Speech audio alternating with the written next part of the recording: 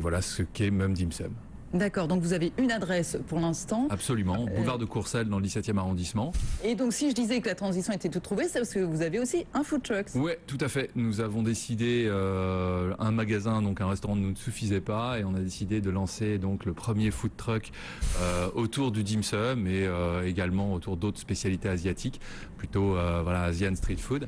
Nous avons lancé en février, parce que la plupart du temps on trouve des food trucks autour des hamburgers. Beaucoup, oui. Ça s'américanise beaucoup et il y avait effectivement un manque autour de la cuisine asiatique, et faire des dim sum, les cuire sur place à la vapeur dans un camion, c'est possible, et nous avons donc Je veux juste préciser une petite chose avant de vous laisser la parole, Aurélie, mais c'est vrai que ce sont là aussi tous les ingrédients de ce qui fait la réussite de la restauration rapide aujourd'hui, encore chez vous, des produits frais faits sur place.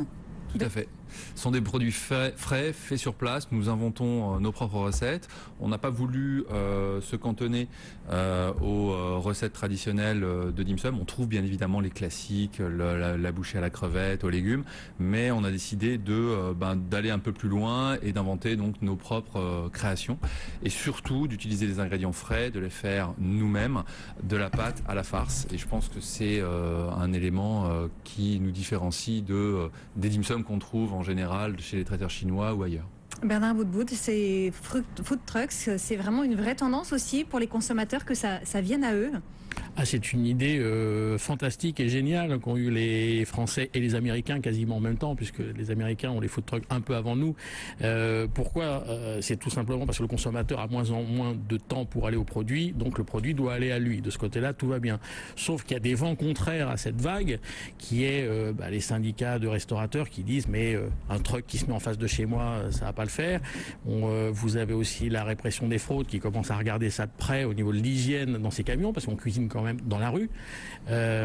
Et puis, ce qui peut aussi se passer, c'est que les municipalités, et j'entendais une adjointe au maire très célèbre de France qui disait récemment, vous vous rendez compte, ça fait des années qu'on fait sortir les camions de Paris, et vous nous faites rentrer les camions avec de l'alimentation. Donc c'est un peu compliqué. En fait, cette concurrence qui est de plus en plus vive, avec en plus un taux de TVA réduit qui a augmenté, qui va encore augmenter, tout ça, ça fait que pour rester compétitifs, les acteurs du secteur, ils vont être obligés de sacrifier un peu, à un moment, leur marge.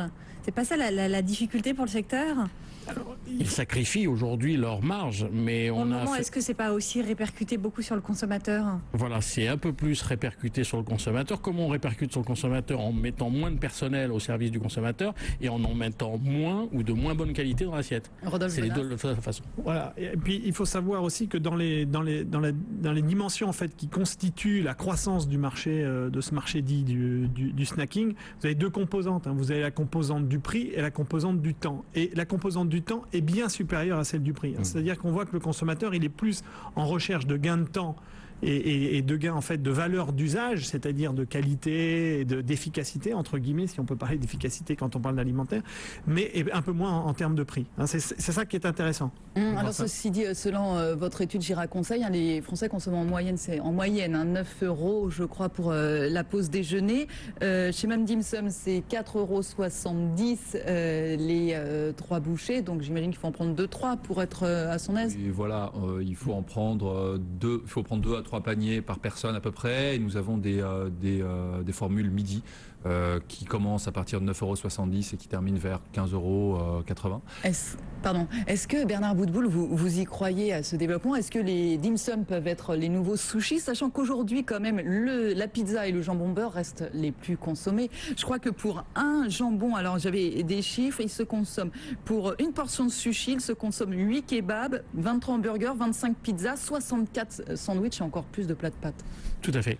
Alors la cuisine asiatique et particulièrement le dim sum a deux avantages. On l'a dit, c'est frais, c'est travailler dans le client, mais c'est une cuisson saine.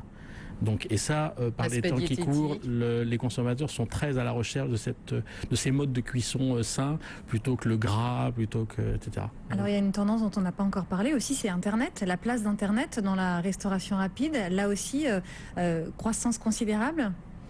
énorme parce que aujourd'hui les applications foisonnent, la géolocalisation devient vraiment un exercice d'une banalité incroyable. Donc le consommateur aujourd'hui veut gagner du temps, et pour gagner du temps, il faut lui faire trouver le bon produit au bon endroit, le plus économique possible, avec un bon plan si possible.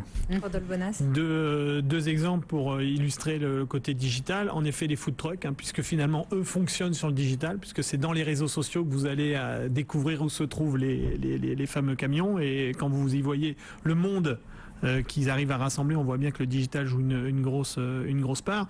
Et puis la deuxième partie, c'est vrai qu'aujourd'hui le digital devient aussi des éléments de commande type des chaînes type Casse-Croûte ou Paul ou quoi que ce soit, qui sont en train vraiment d'investir le digital pour mettre ce média en facteur d'efficacité de commande. Et ça, c'est très intéressant. D'un mot, vous nous avez pas dit, Rodolphe Bonas, qu'est-ce que ça représente par exemple pour une supérette de centre-ville? Le linéaire snacking, ça représente quel pourcentage du chiffre d'affaires? On va prendre le rayon frais en règle générale qui pèse en France à peu près 30 000 milliards d'euros. Et donc le snacking, ça pèse entre 2,6 et 5%, ça dépend des magasins, entre 2,5% et 5% du chiffre d'affaires. Oui, on comprend mieux l'intérêt, Mathieu Olagaré, pour terminer, quand vous entendez tout ça, est-ce que vous êtes confiant sur le développement? Est-ce que ça a bien démarré, même Dim Sum? Est-ce que vous pensez justement qu'il y a de la place pour tout le monde et donc pour vous? Oui, absolument. On a très bien démarré. On a commencé même Dim Sum il y a un an, donc en avril 2012. On vient de boucler donc une première année très positive. On cherche également à implanter un second lieu, et effectivement, je pense qu'à partir du moment où la qualité est là, où l'offre est différenciante, il y a effectivement de la place pour tout le monde. Oui, tout à fait. Bernard Baudoul, vous confirmez, les Français prennent un repas sur 7 à l'extérieur, c'est 1 sur 3 en Grande-Bretagne, donc nous ça va continuer, on sort pas encore assez finalement. On sort pas encore assez. Pourquoi on sortait pas? C'est parce qu'on savait cuisiner, et ça s'arrange pas de ce côté-là. On sait de moins en moins cuisiner. Le taux de retour à domicile le midi en semaine s'effondre partout. On bouge de plus en plus vite, de plus en plus loin. Bref, on rentre de moins en moins à la maison. Mais 1 sur 7 contre 1 sur 2 aux États-Unis. Je dis toujours qu'une mère de famille américaine, quand elle dit à table, les enfants sautent dans la voiture. C'est excessif, mais l'écart qui existe encore une fois entre la France et les États-Unis est colossal. Merci beaucoup à vous. Je rappelle que votre étude, donc Gira Conseil, sort demain. Rodolphe Bonas, directeur général de CACOM. Merci à vous, Mathieu Olagaré, cofondateur de Même Dim Sum. Merci beaucoup à vous. Nous étions également au téléphone avec Grégory Marchand de Frenchy. Merci à tous les 4, Aurélie. Et restez sur BFM Business. Paris est à vous. Continue dans un instant un nouveau journal, mais tout de suite la chronique de Couvert.